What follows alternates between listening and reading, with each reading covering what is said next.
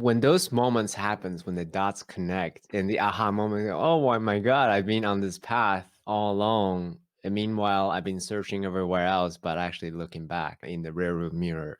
So what was it like Right. for you when that moment happened? Yeah, oh gosh, it was like blinders came off. I'm like, wait a minute. That was a key. I was like, oh my God, I forgot about maybe the most important piece of the story started all the way back there. We're going to talk more about my journey, but I didn't study science in college. The first 16 years of work outside of college was focused in the media and publishing industry. It had nothing to do with science. But was there something here that just kept pulling me to follow the thread? I think so. And I think I'm now beginning to discover and see that as if I'm seeing it for the first time in my life. So now that so one of the things that I notice is whenever how I know I'm following my thread is how much joy I get in spite Okay. of the difficulties, the challenging times, the ridiculousness or the pettiness, whatever, and that I still enjoy whatever it is that I do. So that's how I know like I'm on my path. I'm curious to know, having identified the past as well as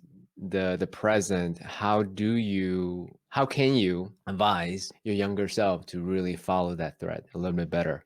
I think the two most important words I would tell that younger self would be to slow down. I have always found myself to be an overachiever, very driven towards my own success, however you define that. And looking back over the adult years of my life specifically, and probably the young adult years of my life too, the best years of my life have always been the years where I slowed down to give myself space to think, to listen, to reflect, and to be inspired. And the worst years of my life historically have always been years where I tried to take on too much, do too much, achieve too much. And so much so that ultimately drove me to a major health collapse 4 years ago that set me on the path that I'm on today, which I'm sure we'll get to unpack on the show. But that would be the advice I give to myself, would be to slow down.